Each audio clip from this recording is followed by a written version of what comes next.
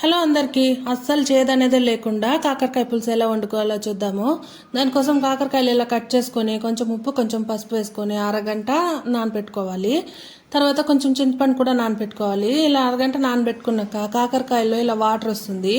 ఈ వాటర్ అంతా బాగా పిండి పక్కకు పెట్టుకోవాలి. దీనిని పొయ్యి పైన పెట్టి కొంచెం ఆయిల్ వేసి బాగా వేయించుకోవాలి.